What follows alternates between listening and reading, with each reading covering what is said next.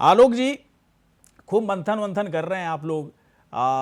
कुछ विचार चल रहा है कि मतलब चूंकि सरकार रहेगी नहीं रहेगी तो हम लोग को भी तैयारी करके रख लेना चाहिए। वैसे ओंकार जी तो कह रहे हैं सब बेकार की बातें, पूरी तरह से सरकार में स्टेबिलिटी है और ये बीजेपी का काम है भ्रम फैलाने का, फैलाने दीजिए, हम लोग के ऊपर कोई असर नहीं पड़ेगा। फिर भी आप लोग मंथन पर मंथन क्यों चल रहा है आप लोगों के अंदर? मैं आपके सामने संविधान की बातें रखना चाहूंगा जी कि देश जो है वो संविधान से चलती है। 192 धारा संविधान की अभी सुर्खियों में, उसके दूसरे नंबर में लिखा हुआ है ऐसे किसी प्रश्न पर विनिश्चय करने से पहले राज्यपाल निर्वाचन आयोग की राय लेगा और ऐसी राय के अनुसार कार्य करेंगे। 192 में और 192 के पारा 1 में, धारा 1 में वही चीज कहा गया है कि बोलिए सर, मैं भी देख रहा हूँ जो आप कह रहे हैं, मैं भी देख रहा हूँ कि आप कहना क्या चाह रहे हैं, मैं भी तो चेक कर लूँ। किसी राज्य के विधानमंडल के किसी सदस्य, किसी सदन का कोई सदस्य अनुच्छेद 191 के खंड 1 में वर्णित किसी निरहरता से ग्रसित हो गया है या नहीं, तो वह प्रश्न राज्यपाल को विनिश्चय करने के लिए निर्देशित किया जाएगा। विनिश्चय करने के लिए यानी एक्शन लेने के लिए, जवाब मांगने के लिए निर्देशित किया जाएगा और उनका विनिश्चय अंतिम होगा।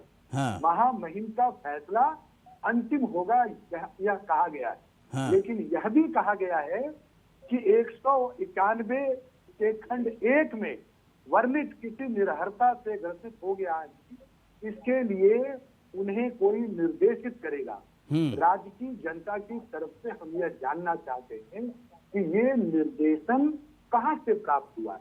नंबर 1, 191 में क्या लिखा हुआ है? क ख ग घ ङ, उसमें कहीं भी माइंस लीज का मामला नहीं है। आप स्पष्ट पढ़ लीजिएगा। मैं देख रहा हूँ सर, मैं आप जो कह रहे हैं मैं देख रहा हूँ, बोलते जाइए। कहीं भी माइंस लीज का मामला नहीं लिखा हुआ, तो ठीक है। हाँ, तो फिर इतना बवाल क्यों मचा हुआ है? हाँ, बिल्कुल सही प्रश्न किया आपने। जी जी, इसीलिए मैं पूछा आपसे। महामहिम जी ने निर्देशन प्राप्त हुआ, किससे प्राप्त हुआ ये हम लोगों को नहीं मालूम है।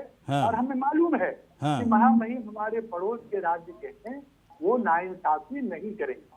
चुनाव आयोग 1951 के माइंस लीज को मामले पर मई 1964 में सुप्रीम कोर्ट के 5 जजों की बेंच ने माइंस लीज के मामले को इससे अलग रखा। इसमें नहीं माना गया ये कानून के दायरे में या किसी में ये आता है। और ठीक है सर, मैं देख लिया सर, देख लिया। मुझे लग रहा है समय की बर्बादी होगी।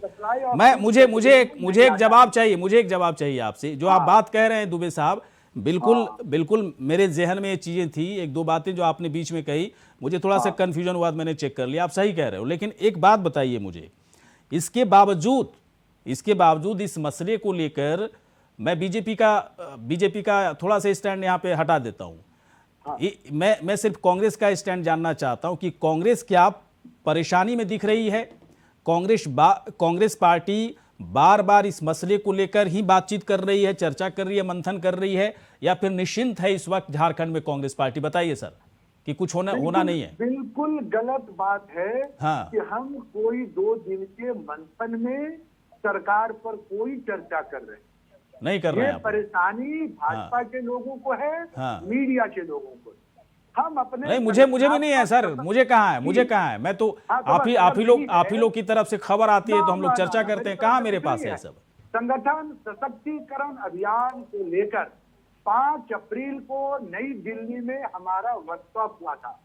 1 महीने का 25 जिला के कन्वेनर आदरणीय सोनिया गांधी जी ने बनाया। तो क्या सर आपको पता है आलोक दुबे जी? आलोक दुबे जी, एक मिनट, ठीक है सर, पता है जो आप कह रहे हैं, मुझे पता है। आलोक दुबे जी, लेकिन क्या आलोक दुबे भाई साहब सुनिए तो आलोक दुबे जी, क्या लेकिन कांग्रेस पार्टी का स्टैंड इस मसले पर नहीं बनता कि हेमंत सोरेन को चुनाव आयोग की तरफ से नोटिस भेजा गया, उनके भाई को नोटिस भेजा गया और मामला सिर्फ खनन पट्टे को लेकर के नहीं है, जमीन आवंटन पर भी कई तरह के आरोप लग रहे हैं। तो क्या कांग्रेस पार्टी इस पर कोई रिएक्शन नहीं देना चाहती? देखिए, बहुत सही सवाल आपने किया है और ये जानना चाहिए कि इसके पीछे लोग कह रहे हैं, मैं नहीं कह रहा हूं, कि 14 मई को चुनाव आयोग रिटायर होने जा रही है। भाई साहब, फिर आप घुमा दिए मेरे सवाल को। का कहना है ना, इसीलिए वो जल्दीबाजी में है। नहीं, जल्दीबाजी में मुझे कांग्रेस लग रही है, आलोक दुबे जी। मेरे भाई मेरे भैया गौरी जी, आप एक चीज मान लीजिए, जो लोग भ्रष्टाचार के आरोपी हैं, वो जैसे ही बीजेपी के गंगोत्री में आते हैं, वो पाक साफ होकर निकलते हैं, चाहे बगल में नीतीश कुमार जी हो, चाहे वो। चलिए हम पूछ लेते हैं, चलिए मैं पूछ लेता हूँ, आप जो इतना संवैधानिक पूरा बाकायदा जो ज्ञान दिए, वो ज्ञान बिल्कुल सही था दुबे जी आपका। मैं भी पढ़ता लिखता रहता हूँ, हाँ, पढ़ता लिखता रहता हूँ, तो मुझे भी लगता है कि आप बात सही कर रहे हो।